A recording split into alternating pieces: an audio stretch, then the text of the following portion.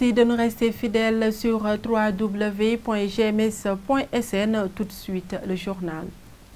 À quelques jours de la célébration de la fête de Korité, c'est la grande affluence chez les vendeurs de tissus au marché Seymour de Ziguinchor. Vous aurez l'ambiance et les tissus en vogue dans cette édition. Le secteur de l'agroalimentaire est de plus en plus investi par les jeunes de Bignona. Toutefois, ces derniers sont confrontés à un problème de financement pour mettre en place leurs propres unités de transformation de fruits et légumes après leur formation. L'actualité internationale, la page des sports et la revue de la presse mettront fin à ce journal. Tout de suite, le développement. Bienvenue à tous. À quelques jours de la Korité, c'est déjà le rush chez les vendeurs de tissus. Au marché Seymour de Ziguinchor, les clients se bousculent pour chercher quoi amener chez le tailleur. Une situation qui a impacté positivement sur le chiffre d'affaires de ces vendeurs. Reportage.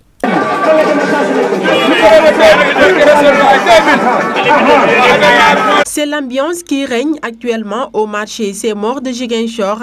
À quelques jours de la Korité, plusieurs variétés de tissus sont visibles sur les étals et dans les boutiques. Occasion pour les vendeurs de se faire beaucoup d'argent. La vente marche comme nous l'avons souhaité. Actuellement, on reçoit beaucoup de clients. On peut même vendre chaque jour 350 000 voire 700 000 francs CFA. Pour cette année, c'est le tissu brodé qui est en vente. Ça dépend des journées. Des fois, nous avons des journées 350 000, des fois 400, des fois 500. Pour moi, c'est 600 000 ou 700 000. On voit qu'ici, les femmes aiment les brodés. Il y a également les jasnais deuxième choix. On les mélange quoi, pour faire le partage, je ne sais pas.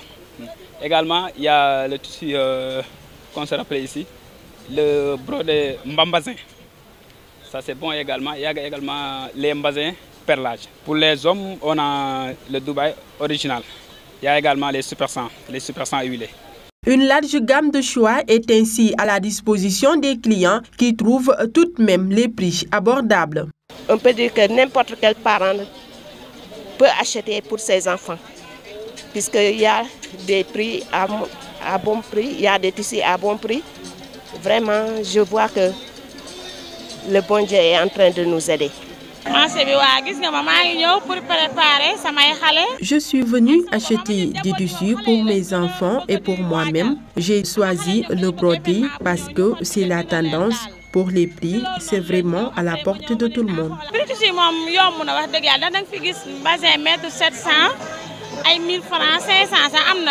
Ainsi, nombreux sont les clients qui se bousculent pour chercher quoi amener chez le tailleur avant qu'il ne soit trop tard. Le ministère de la Femme, de la Famille et du Genre a procédé ce 5 juin à la vulgarisation de la Convention pour l'élimination de toutes les formes de discrimination à l'égard des femmes. ONG locales, organisations de la société civile, associations de femmes et de jeunes ont pris part à cet atelier.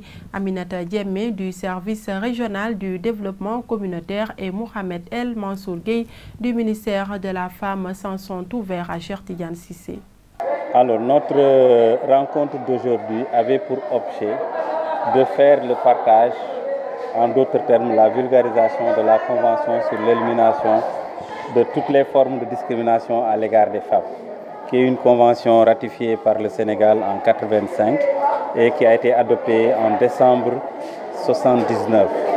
Donc, l'État du Sénégal a l'obligation, en tout cas par rapport à ces instruments juridiques internationaux, de procéder au partage ou à la vulgarisation au niveau national.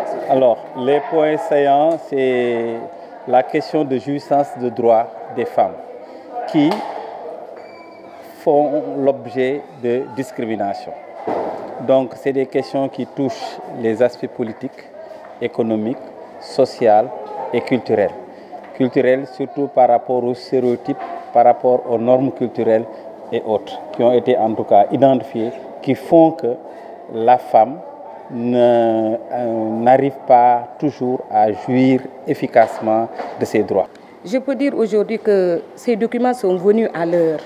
Ils sont venus vraiment à l'heure parce que il y a beaucoup de femmes aujourd'hui, nous se disent intellectuels au fond, des fois des femmes qui ne connaissent pas cette convention. Donc, Ça nous permet aujourd'hui de nous mieux ressaisir pour pouvoir défendre nos droits. Donc, on insiste aussi que l'État, si on ratifie vraiment des conventions, que l'État prenne en charge ces conventions.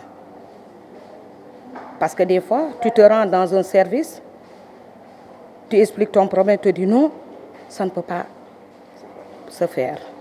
Au moment où toi, tu connais que cette convention a été ratifiée. Elles vont vraiment vulgariser ces informations, démultiplier dans les associations et dans les différents quartiers de la ville pour vraiment faire mieux connaître les conventions, cette discrimination qu'on est en train de vivre. Combattre la pollution plastique est le thème de l'édition 2018 de la Journée mondiale de l'environnement.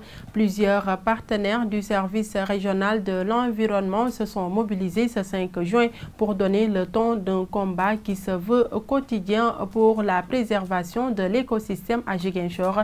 C'est un reportage signé Cheikh Tidiane Cissé. Tracteurs et camions bennes en plein mouvement contre l'état d'immondice qui assure depuis quelque temps le décor de l'entrée du pont de Tobor. Des autorités mobilisées pour la cause de la préservation de l'écosystème. Voilà ce qui, ce 5 juin, a matérialisé la célébration de la Journée mondiale de l'environnement à Ziguinchor. Combattre la pollution plastique a été le thème dont la pertinence a retenu l'attention des autorités. Un thème qui nous exhorte nous tous à devenir irréprochables face à l'environnement. Un thème qui nous rappelle nous tous une responsabilité citoyenne que nous avons envers l'environnement. Les déchets plastiques menacent notre cadre de vie. Les déchets plastiques contribuent à l'encombrement même des canalisations, génératrices aussi d'inondations. Les déchets plastiques contribuent aussi à la dégradation de nos sols. Figurant parmi les compétences qui leur sont transférées, les collectivités territoriales d'interpeller les citoyens à faire de la lutte contre les plastiques une action quotidienne. Quelqu'un l'a dit, si on continue à ce rythme-là, dans quelques années, il y aurait beaucoup plus de plastique dans le fleuve que de poissons. Donc nous sommes menacés. Ce n'est pas une journée de théorie, mais c'est une journée d'action. Et que ces actions-là doivent continuer. La journée de l'environnement, ce n'est pas seulement le 5, après on disparaît. Et recommencer à zéro encore à entretenir cette place-là à côté de la mangrove des plastiques. Mais ça doit être une action pérenne. Que tous les jours, que chacun de nous veille à rendre cette place-là très belle. SOS Environnement, Rotary Club, tout comme l'Université Assane Seck sont des partenaires du service régional de l'environnement qui ont à l'occasion partagé leur engagement dans ce combat noble contre l'agression de l'environnement. Aujourd'hui, l'étranger qui va entrer dans la ville de Ziguinchor, la première image qu'il aura, c'est l'image-là. Donc cette image n'est pas bonne. La dernière image également, quand il va rentrer, ça sera toujours l'image que l'entrée de Ziguinchor est sale. Donc nous pensons que également nous, jeunes, nous devons pouvoir participer dans la protection de l'environnement. C'est en directe ligne avec les recommandations du président du Rotary International qui cette année a demandé à chaque Rotarien de planter au moins un arbre. Les déchets plastiques, c'est les ennemis numéro 1 dans le cadre de l'environnement. Parce que vous savez déjà le plastique, il attaque la faune, il attaque la flore. Dès l'instant qu'un sachet de plastique est enfui dans le sol, tout ce qui pousse dans les parages sont tués. Et dès qu'un animal aussi avale un sachet plastique, vous avez vu les conséquences. Et aujourd'hui, curieusement, nos villes et nos communes, nos localités sont envahies par ce plastique. C'est pour cela, dans ce cadre-là, que cette journée vient à son temps. Et ce thème vient à son temps. Parce qu'il faudrait aujourd'hui amener les populations à un changement de comportement. L'université fait de la recherche. Je pense que les enseignants-chercheurs aussi peuvent être d'un apport en tout cas pour trouver en tout cas des alternatives pour en tout cas essayer de lutter contre ce fléau qui est le plastique. C'est par une séance de reboisement au sein de l'Université Assane Seck que s'est achevée cette journée mondiale dédiée à l'environnement ici à Ziguinchor. Pour mieux valoriser les produits locaux, on note de plus en plus de jeunes du département de Bignona qui investissent le secteur de l'agroalimentaire. Cet engagement des jeunes dans la transformation augure des lendemains meilleurs pour la production locale, nous dit Lamine Badiane. Après une formation théorique au lycée agricole Émile Badiane de Bignona, plusieurs jeunes sont envoyés dans les unités pour faire leur stage pratique, notamment dans les métiers de transformation des fruits et autres produits locaux. J'ai choisi la transformation parce que puisque ici en Casamance, on a des fruits et tout le monde le sait, les fruits se gâtent ici, se détériorent. Pour éviter La destruction de tous ces fruits, j'ai choisi de faire la transformation et stabilisation des fruits et légumes. J'ai choisi ce travail parce que je voudrais être autonome. Je conseille aux jeunes filles qui ont quitté leur village natal pour aller à Dakar, chercher du travail domestique. Ce travail n'est pas aussi mauvais, mais je les conseille de revenir au bercail, essayer de retrouver leurs fruits et faire comme moi. Si c'était à reprendre, ces jeunes sont prêts à faire le même choix. Et jusqu'à présent, je ne regrette pas le choix, parce que je commence à avoir une connaissance que je n'avais pas auparavant. Il y a des jeunes femmes, mais également de jeunes hommes qui se sont engagés dans cette formation en agroalimentaire, une façon de montrer le côté genre de ce noble métier. Ça ne me gêne pas parce que la transformation, c'est un travail de genre. Et donc, travail de genre, c'est un travail où l'homme peut le faire et la femme peut le faire. Aujourd'hui, on est en train de travailler et des choses que les femmes font, et aussi nous, on est en train de le faire ensemble. Et comme quand on dit Arau, il y a des hommes qui le font, et auparavant on pensait que c'est un travail de femmes. Mais aujourd'hui nous nous rendons compte à travers cette formation, nous voyons des hommes qui sont en train de pratiquer des travaux d'où nous pensons que c'est des travaux de féminins. Cependant, le souci de tous ces jeunes, c'est leur insertion après la formation, d'où cet appel en direction de l'État. Nous sommes en formation et en ce moment-là nous avons beaucoup de connaissances, et vu la situation de nos fruits qui se gâtent à chaque année, nous demandons à l'État de nous accompagner après cette formation, parce que si vous faites le constat de tous ces agents en transformation et stabilisation des fruits et légumes, leur but c'est après cette formation, qu'est-ce que nous allons faire et d'où nous allons partir. Donc c'est dans ce sens que nous lançons un appel à l'endroit de l'État pour qu'il nous accompagne après cette formation, parce que nous avons des matériels un peu coûteux, mais nous les demandons de nous aider pour aussi atteindre notre objectif. En faisant ce choix, ces jeunes s'engagent à gagner un pari, celui de la valorisation des produits de leur terroir. L'engagement des jeunes du département de Bignona dans la transformation des produits locaux se heurte à l'insuffisance des unités de formation pratique et au manque de moyens au secteur. C'est la préoccupation de la responsable de l'unité de transformation Karongen Mouri, Aminata Bouri Diémé, formatrice en agroalimentaire, que nous écoutons au micro de Lamine Badiane. On a opté vraiment de lancer dans cette activité de l'agroalimentaire pour réduire les pertes de nos fruits de la Casamance. On a fait beaucoup de sensibilisation pour faire comprendre les jeunes que la recherche de l'emploi, ce n'est pas d'aller à Dakar. La Casamance est là avec plein de fruits. Maintenant, c'est la connaissance qui reste. Comme Dieu a fait que nous, on a beaucoup fait les recherches à l'extérieur, à l'ITEA, partout on a fait des formations pour améliorer la qualité de l'agroalimentaire. On est là en tant que formatrice, on les a fait appel de venir vers les unités, les former, et eux aussi ils vont gagner des entreprises comme celle-ci. Mais ce que je voudrais aujourd'hui lancer à l'appel aussi à l'État, aujourd'hui dans l'Union régionale des femmes coopératives avec son unité de transformation, on reçoit tellement de jeunes qui sont là. Je peux dire qu'on est en partenariat avec le lycée agricole, que de chaque année on reçoit des stagiaires, parce que tu sais que le lycée fait la théorie dans l'agroalimentaire, mais la pratique, ils viennent dans les unités pour faire la pratique. Chaque année, depuis 2012, je reçois des étudiants du lycée agricole. Je pense à leur avenir. C'est vraiment l'État en train de voir ce que les jeunes sont en train de faire l'effort vers nos développements de la Casamance pour l'insertion, ce qui me fait problème. Après cette formation, après leur certification, qu'est-ce qu'elles vont devenir? Est-ce qu'il y aura un appui par le gouvernement? Parce que la Casamance, tu sais que c'est enclavé. On n'a pas des usines pour caser ces gens-là. Moi qui est là dans cette unité, je prends mes efforts et mes connaissances pour les faire former. Mais je ne peux pas les employer parce que je n'ai pas un appui qui est là, qui va me permettre de... Mais, Dieu merci, parce que j'ai le local. L'actualité internationale de ce mercredi 6 juin 2018 nous mène au Guatemala, en France et en Jordanie.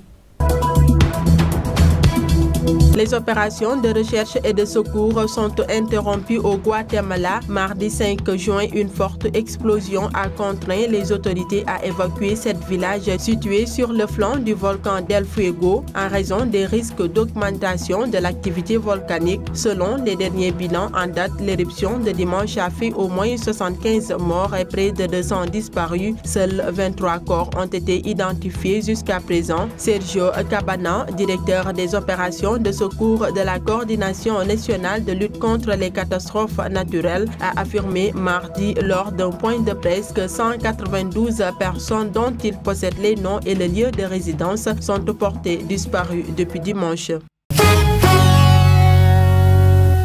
En Iran, la tension monte d'un cran devant des fidèles réunis à Téhéran. L'ayatollah Khamenei a été clair: s'il y a de nouvelles sanctions, l'Iran reprendra unilatéralement son programme d'enrichissement d'uranium. Le vice-président Ali Akbar Salehi a également fait savoir que la mise en production de nouvelles centrifugeuses pourrait avoir lieu dans les heures prochaines, d'ici mercredi soir. À l'issue de leur entretien, les deux chefs d'État ont accordé une conférence de presse lors de laquelle le président français a mis en garde toutes les parties contre une escalade qui pourrait conduire au conflit après l'annonce par l'Iran d'une augmentation de sa capacité d'enrichissement d'uranium.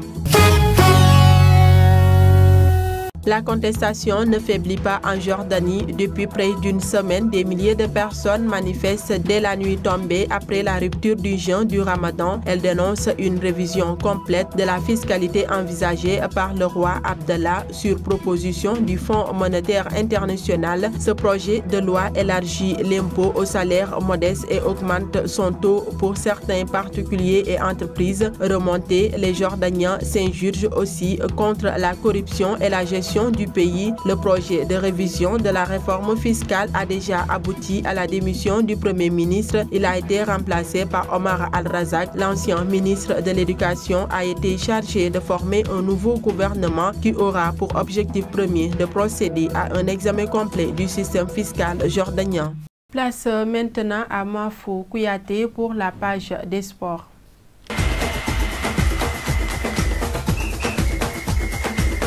Dans sa liste définitive déposée à la FIFA, Aliou Cissé a retenu 7 joueurs de Ligue 1, 7 de Premier League, 2 de D1A Belgique, 2 de Turquie, 1 du championnat guinéen, 1 de Bundesliga et 3 de la Série A. C'est évidemment le champion anglais qui constitue une sorte de vivier pour internationaux sénégalais. Et logiquement, un milieu défensif 100% anglais, composé essentiellement de joueurs d'Everton, Stoke City, West Ham, Birmingham et Wolverhampton. Les Lions du football sont attendus ce mercredi à Osijek, en Croatie, où ils doivent jouer vendredi contre la sélection nationale locale en match de préparation de la Coupe du Monde, 14 juin au 15 juillet, à laquelle vont participer les deux équipes nationales, annonce la Fédération sénégalaise de football. Les Lions viennent de terminer la seconde étape de la préparation de la Coupe du Monde Russie 2018 à Vittel ce mardi, écrit la Fédération sénégalaise de football, ajoutant que l'équipe sénégalaise entame la troisième étape de sa préparation ce mercredi, date de son départ de Vittel par vol spécial. Le communiqué de la Fédération sénégalaise précise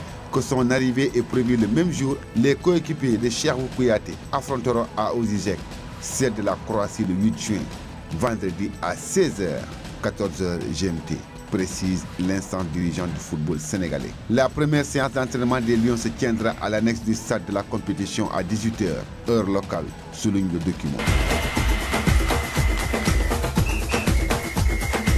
Le match Israël-Argentine n'aura pas lieu.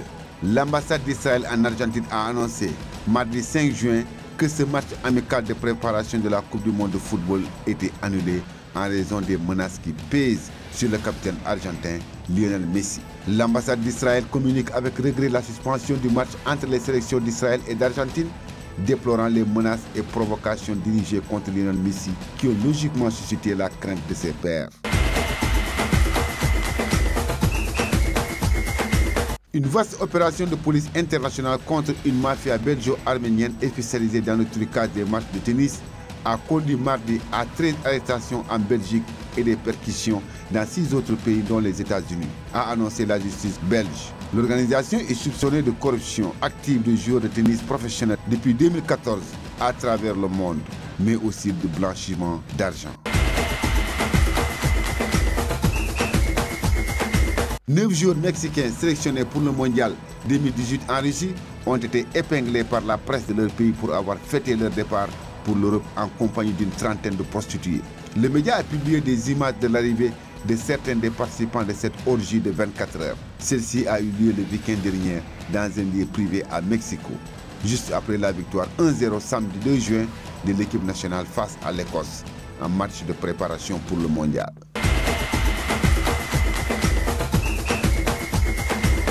Toujours dans le cadre de la préparation de la Coupe du Monde Russie 2018, les résultats et programmes de quelques matchs amicaux. Hier mardi, Kazakhstan a battu Azerbaïdjan 3-0.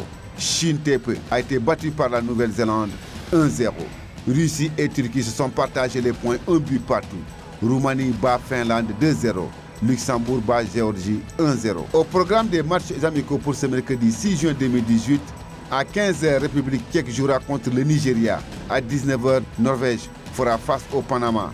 À la même heure, Biélorussie jouera contre Hongrie.